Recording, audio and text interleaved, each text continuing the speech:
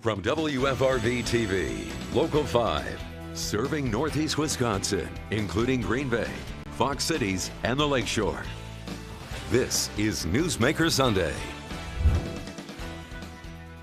Good morning. Thank you for joining us for Newsmaker Sunday. I'm Tom Zalaski. Well, as the winter months continue on, hundreds of homeless men and women in Green Bay are looking for a place to stay warm. St. John's Ministries is one of the places where people can find that shelter. And to talk about St. John's is their executive director, Jesse Brunette. Jesse, good to have you back again. Yeah, thank you. I appreciate Thanks for the coming. invitation. Before we get into the nuts and bolts of St. John's Ministries and everything that you offer, let's talk about the Jesse Brunette story. Yeah. How did you get to the position that you are in today? Yeah, so I've been on staff at St. John's Ministries for a little over 2 years, but as executive director for a little over a year. So I had the advantage of a few different positions within the community, worked at Catholic Charities for about 9 years, and had some involvement in city government. And through a variety of different community positions, had some understanding of issues around homelessness and those experiencing it.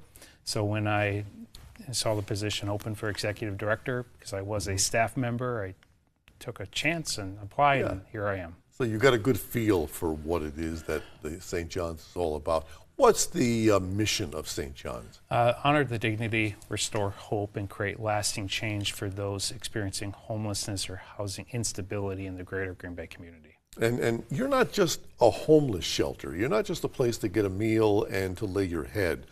You do some life-changing things over there, do you not? Yeah, we do. So we're considered a low-barrier shelter, emergency shelter of last resort. So typically our shelter season is from November 1st until April 30th. However, we know during half the year when the shelter is not open, which overlaps when it's the coldest in Green Bay, we provide year-round services. And so that's the Micah Center, that's Wellspring, and just a variety of different outreach activities year-round. Okay, and I want to get into Micah, I want to get into Wellspring as we continue our conversation. You opened up, November 1st? Yes. For the 24-25 season. What are you seeing this year compared to past years? A greater need? There is. Yeah, it's record numbers yet again this year. So we're several seasons in a row where we are sheltering record numbers of people. Why is that, do you think? What's happening out there, Jesse? Well, the Housing and Urban Development, the federal agency, recently released numbers that the number of homeless people throughout the country has increased 18% this year as compared to last year at this time. So the numbers are high nationwide, and in Green Bay, for example, I think in that report it indicated that 770,000 Americans go without a home or are homeless. So we are seeing our share of that nationwide trend here at St. John's in the greater Green Bay community. And who, Jesse, are the people that you're serving? Yeah, we serve adults. So there are a number of different shelter providers in town, as you know, and our agency is set up to serve adults experiencing homelessness, anyone from 18 on. And these people that you're serving, have they experienced things like trauma or abuse? I know there's not a typical story, but what's their story, their background? Yeah, so we, again, are a low-barrier shelter, and that means that we're set up to shelter people that either do not qualify for other shelters or had significant barriers that would prevent them from accessing traditional shelters. So, for example, 42% of our guests self-report mental health as a barrier. About a quarter identify physical health as a barrier, about a quarter chronic health, and in addition to about a quarter disability, or I should say substance addiction. You've got a tough job here because last week we had Terry Refsgard here from New Community Shelter, and they don't have a tolerance for drugs or alcohol. And I take it, you being a last resort, you do take those cases.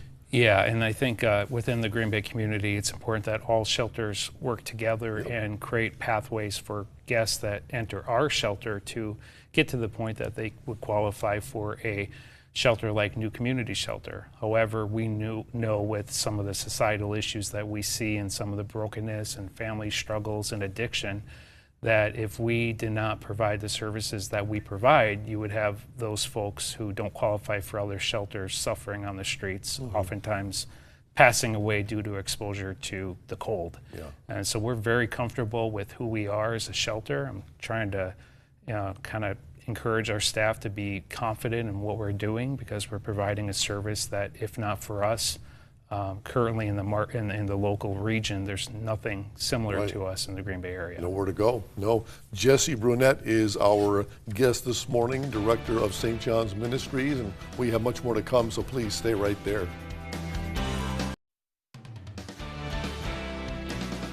And we are back now with Jesse Brunette, the executive director of St. John's Ministries in Green Bay. We got an overview of your organization in the last segment. How many people last year approximately did you shelter, men and women? So last season, from November 1st to April 30th, we sheltered 662 people.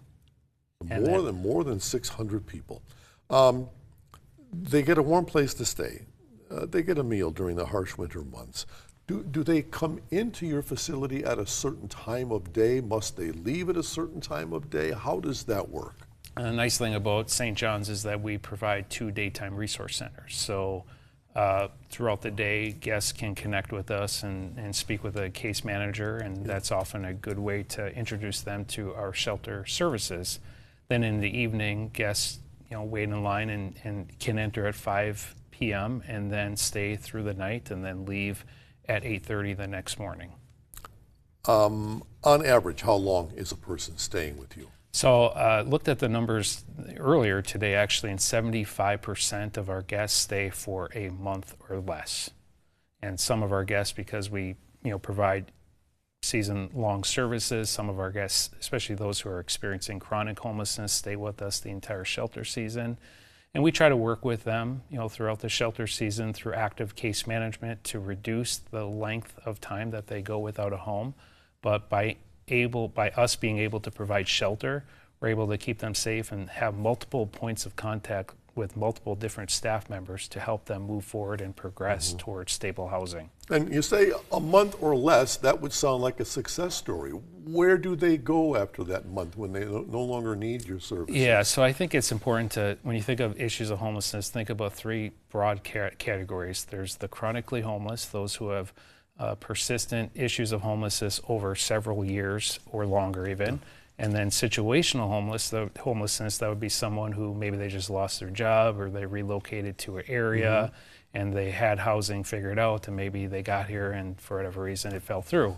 And then there's the housing instability, and those are folks that maybe have current housing, but then it's very, very, it's not secure. And so we're able to work with them to make sure that we can stabilize their current housing situation, and then heaven forbid they become homeless, then we can work with them towards the next step. I think those experiencing homelessness, our goal is to get them connected to resources in the community. So other shelters, you mentioned one, other providers, government housing programs. We work very closely with landlords, and we're just very active in helping each individual. Every person's different, every situation's unique. So if a person's average stay with us is a month or less, that's their case, but many more, several months, because the barriers I talked about earlier, about the barriers to housing, stable housing, many of our guests have co-occurring barriers, which makes their situation much more difficult to obtain stable housing. And what do you have for staffing over there? So year-round staff, we have a little over 20 employees. And then seasonal staff, it fluctuates, but we're anywhere from 40 to 60 seasonal staff. Those are folks that are working in our shelters. So what kind of shifts are these people on? So the year-round staff, typically 8 to 5, although we spend a lot of time in our shelters picking up shifts, and the case managers are more present in our shelter side of the operations from 4 to 6. So when guests come to us who are experiencing homelessness, the case managers work with them during the day, but then make sure that things go smoothly in the evening as that first wave of people come into the shelter. And then as far as the seasonal staff, typically the shifts are anywhere from 4 to 10, 4 to 8, or 4 to 10:30, and then we have 4 staff members who work that overnight shift, anywhere from 11:30 until 8, Yeah. 9 o'clock. And can people sign up to help? Oh, yeah. How do you go about Yeah, that? I would go on our website is stjohnsgreenbay.org. As you know, when I was here last year, we had to delay the opening of the women's shelter. Right, yes. And shelter men and women together. Fortunately, this year, due to the community support of people wanting to help us out with shifts, we were able to open both shelters on November 1st, and we're committed to seeing that through. So we're always in need of people that are able to work a shift or two or even full-time hours. So I would encourage anyone who has a heart for those experiencing homelessness to reach out to us and set up an interview. Our topic, St. John's Ministries, Jesse Brunette, our guest, and we have much more to come right after this, so please stay right there.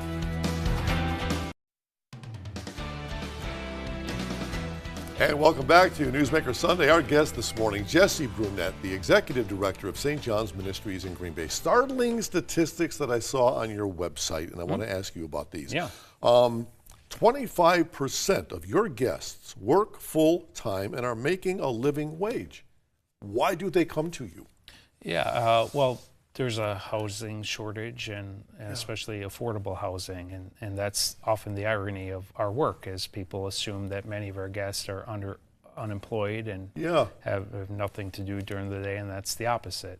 Many of our shelter guests come work during the day and then come to us in the evening and take a shower, get a meal, and then go to bed and then wake up and start again. So as I mentioned, every situation is unique. Every person experiencing homelessness has a different story. But the cost of housing in the country, and especially in this region, has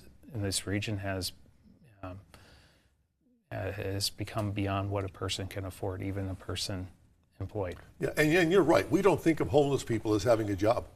So, yeah, I mean, that's often the stigma, and unfortunately, the sad part of the stigma around homelessness is people make assumptions, and we know it in our work that people want to move forward, people want to be productive, people want to make good choices, but again, it's the barriers. It's just not the barriers of available jobs, but if someone's overcoming an exit from a correctional facility or jail or prison, sometimes society's not very forgiving of people who make mistakes. And so there's so many barriers, and if a person is without a job or an income or a stable place to live, then where do they go? Well, they go to us, and we'll welcome them to help them move forward. Sure. Another statistic you've got is that each night, on average, 558 people are homeless in Brown County. Where are these people?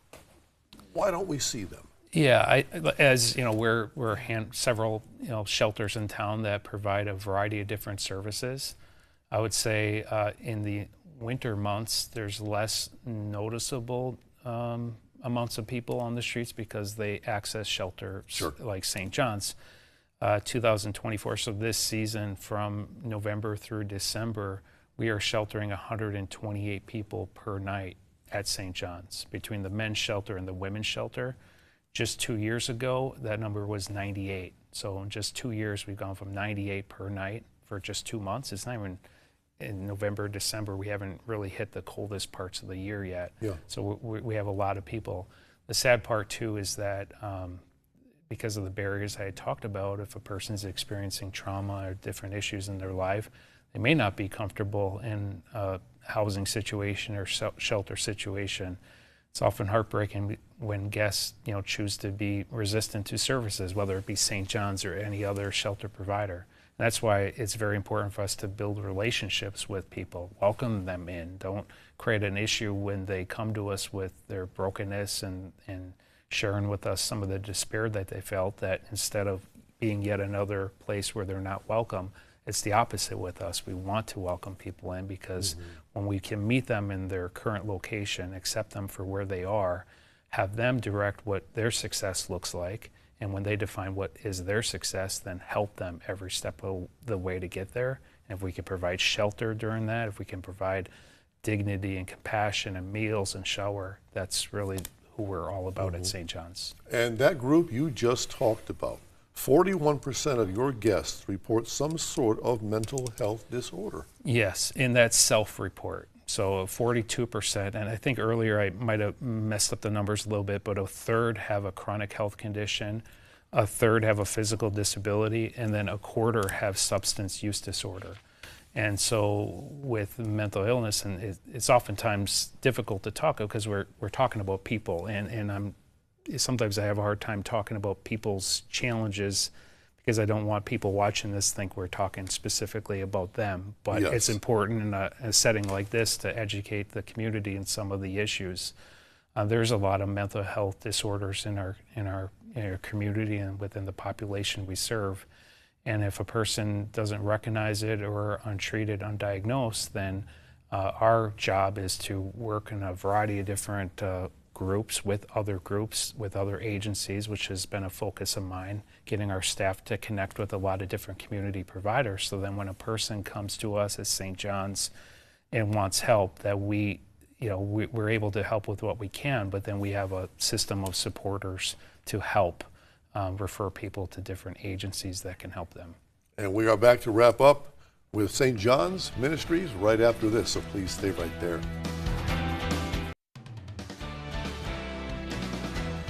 We are back now talking about St. John's Ministries with their Executive Director, Jesse Brunette. Jesse, you've got the Micah Center for both men and women. You've got the Resource Center, though, for just women, Wellspring. Yes. Tell us about that. Yeah, Wellspring, we're very proud of Wellspring. Wellspring is next to our women's shelter, so that is specifically intended for women who sometimes lack social connection, family relationships, to come in and feel safe and supported in an environment amongst women who are also experiencing similar things.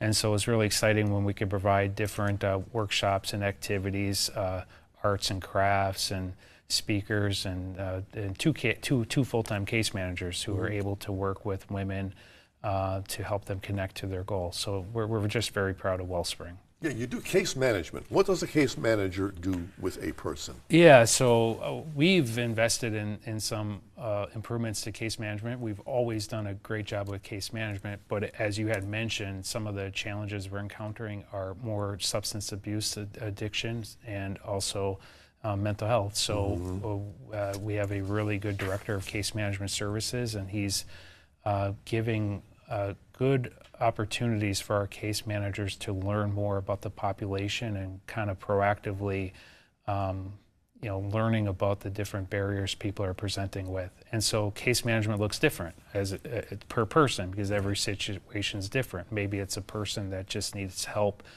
filling out a rental application, or maybe it's help with a resume. I mean, we can make help with that, but also refer. But it could be something like coming to a case manager, daily or weekly, and if a person's addicted to alcohol or a drug, maybe it's that relationship with a case manager that will then convince that person to enter into a detox service or some sort of treatment facility. So case management's evolving because the population we serve is evolving, and I'm just very proud of the case managers. You have helped thousands of people. Do you have success stories? Have people come back to say, look at me? Yeah, it's funny because this might be serendipitous that we're talking today. Literally just today, there's a young man that came back to visit us. He had been experiencing homelessness, over the summer months and last shelter season. Through our case managers, we were able to help him secure housing. And we know that when a person's housed, 1/3 of people that were once sheltered, once they get housing, they fall back into homelessness. So we're trying really hard to prevent a person, once they're housed, to fall back. And so this young man has made significant improvements in his life. He's accepted our help, and we're able to help him. And so I talked to him today, and he's been housed since he left us earlier in the year, or late last year. He's doing well. He's happy. The weight has kind of been lifted off his shoulders. He's just a different person. And so it's moments like that it makes our work rewarding. And just real quick, as an interesting aside, how he kind of became aware of our services was our case manager received a call from some community group that we're part of, that there is a person in a shelter at a park. And our case manager went out to him, introduced himself, told him about our services, welcomed him into St. John's Ministries, and through that relationship, we were able to help him. The success doesn't belong to us; it's him. Yeah. And so grateful that St. John's and our staff were able to be part of his story. So Makes the job worthwhile. Do you need volunteers? yeah, volunteers always, meal teams. So when you think of 150 people we shelter, by the way, a couple nights ago we sheltered 158 people in one night between the men's and women's shelter. That's a record for us. So when you think every guest who comes to their doors needs a meal, and so meal teams, people able to provide a meal to either about 100 men or 50 women at either shelter, people able to do hospitality, help us with laundry services, just a variety of different things. So I would encourage anyone looking to volunteer or provide a meal to go on the website. Where's all this food coming from, and who's doing all the cooking? We have just tremendous community support, community-supported agency. Usually individuals like you, family members, church groups, corporate groups, just, cooking food off-site in their own kitchen and bringing it to us. We don't have a working kitchen, so when you factor in the fact that 150 people we served a meal to, if we at St. John's had to purchase the food and prepare the meal at an average cost of maybe $4 a meal, you're looking at $600. So when we have community support able to do that, that helps us free up our budgets so then we can invest in case management and extend our hours and provide all the things that guests need. Sure. Jesse Brunette, good to have you back again. Yeah, thank you. Thanks so much. Eye-opening that people don't realize out there. And if you have a newsmaker in your town who you think we should have on this program, let us know about it. Send us an email to tips@wearegreenbay.com, or you can message us on Facebook. And be sure to join us once again Sunday morning at 7. Until then, have a great day.